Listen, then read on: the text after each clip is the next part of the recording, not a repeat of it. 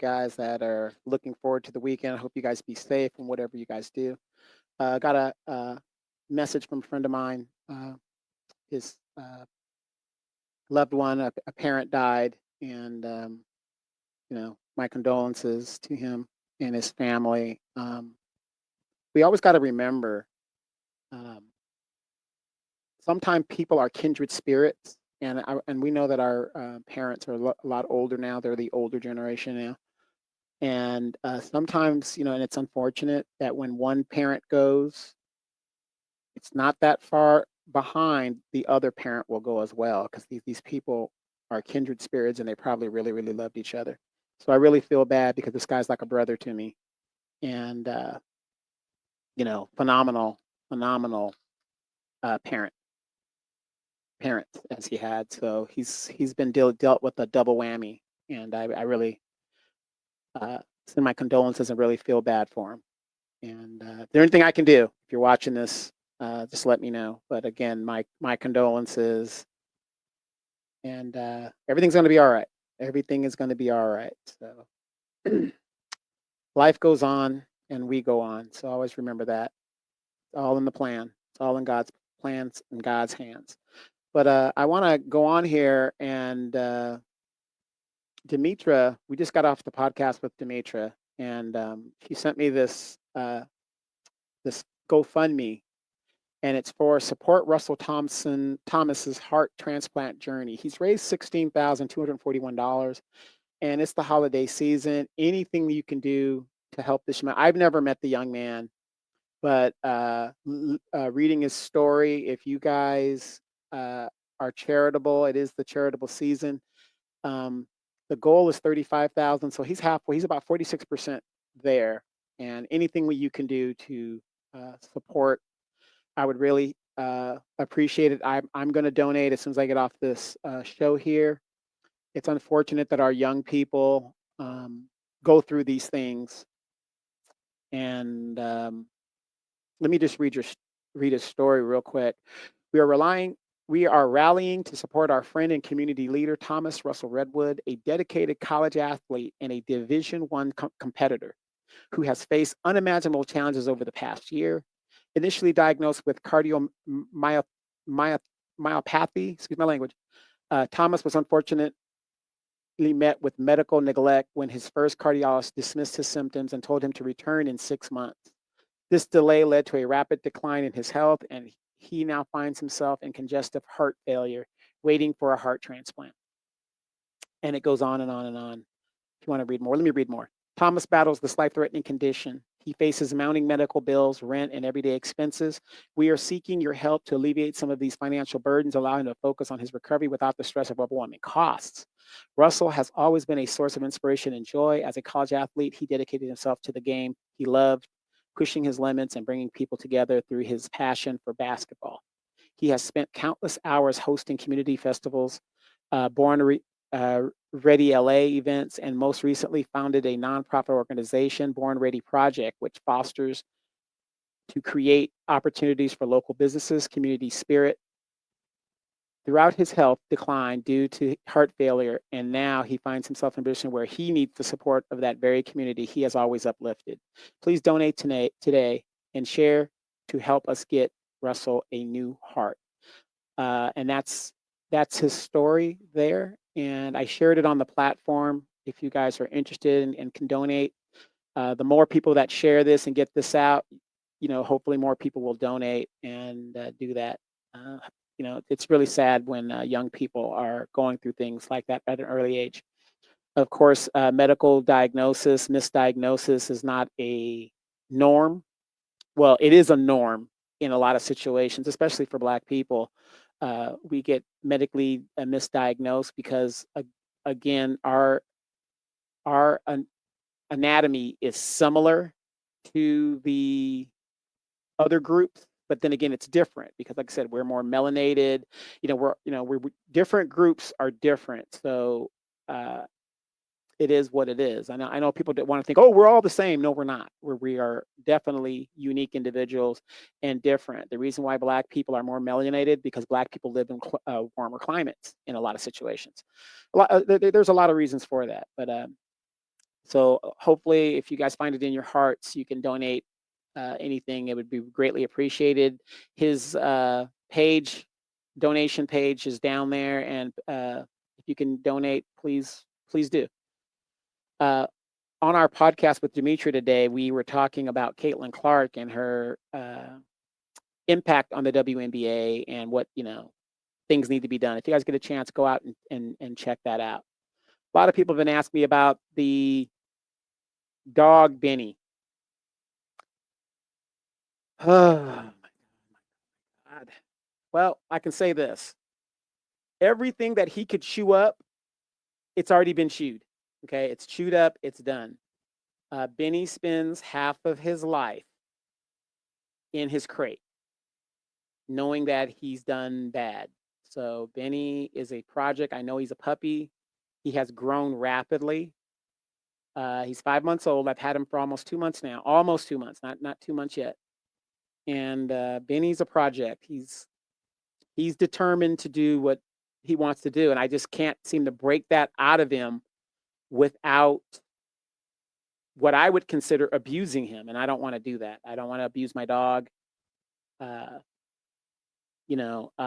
I think he really does suffer from separation anxiety because when I leave the house, that's when he goes ape shit. He just goes ape shit and tears up and gets into stuff. I mean, I didn't even realize he was tall enough to stand up and get and pull things out of there. I've gone through 4 remote controls that he just destroys. I had to put chili peppers and chili stuff on my drip system so he stops chewing the lines. I've got him chew toys. I've got him. I stay away from the rawhides because that's not good for dogs.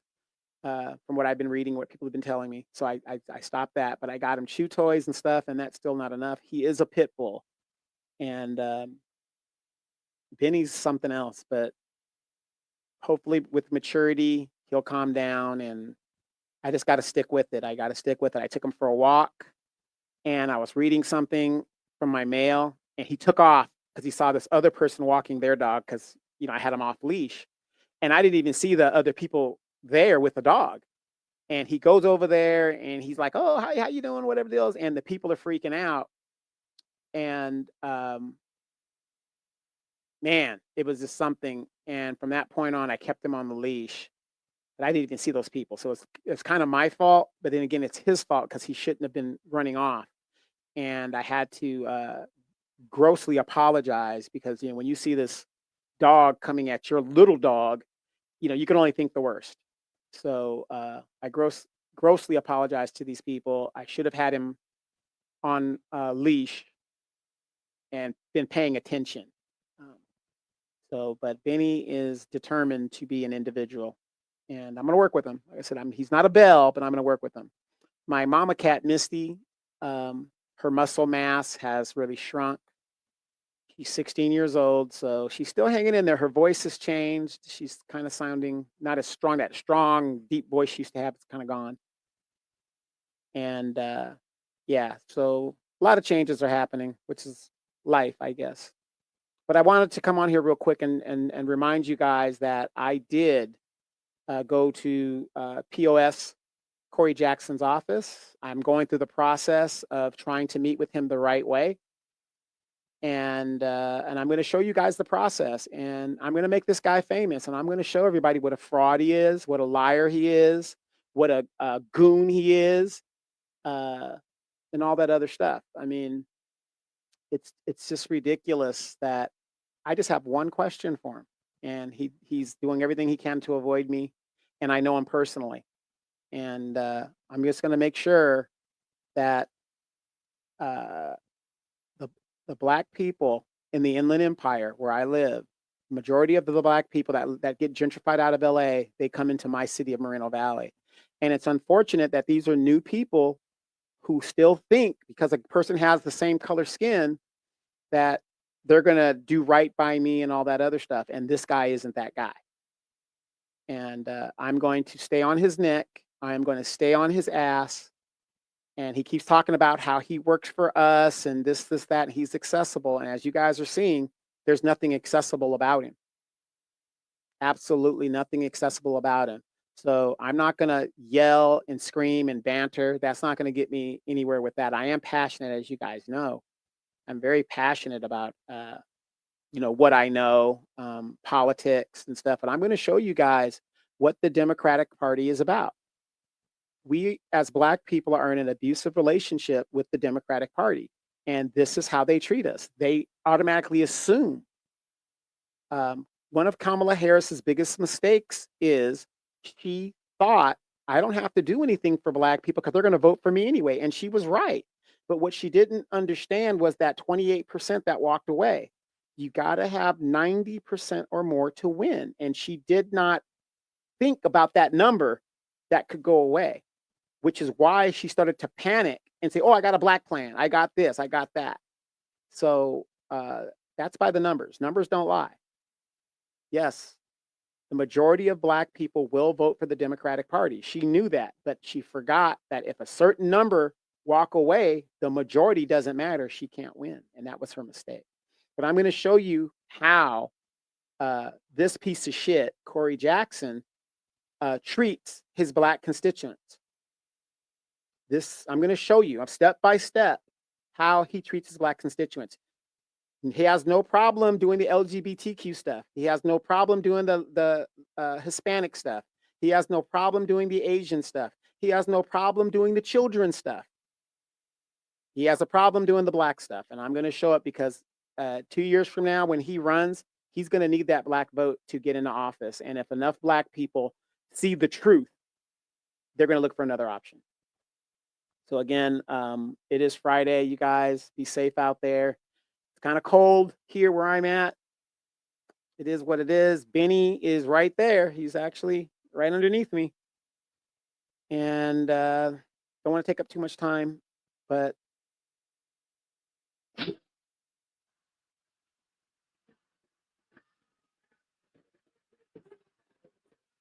the way I want it to do. But I got that for when I go online and stuff like that. But you guys be safe out there. Be vigilant. How many of you guys? I'm going to come on later on this evening, and we're going to talk about those UFOs that are and drones or whatever they're calling them that are coming out all around the world. And recently in New Jersey, there's been spotting in Orange County, California, and of course down there near Florida and the Mediterranean. And using my aeronautical knowledge, I've noticed that this thing is forming a triangle, right? I can't do it perfect with my hand, but it's a triangle. So basically, New Jersey, go all the way across to California, and then down to the coastal areas. And it's a triangle. And something's going on. Something is going on. There's no way you can tell me these drones are nothing to worry about. There's something going on to where these drones are either leaving the planet and they're massing to wherever they're massing. So it's going to be interesting. So I'm going to talk about that a little bit later on in the afternoon. If you guys know something about the drones, tune in and let's chat it up and let's talk about the drones. Let's get away from politics for a second. Everything's done. And let's talk about these drones and what's going on. Do you guys actually believe there is life out there as there has been life here?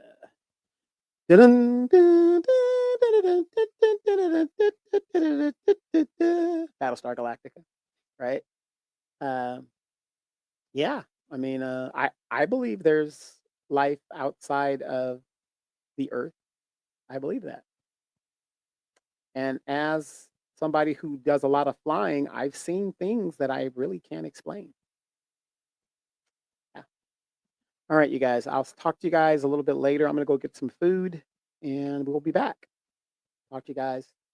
Manana.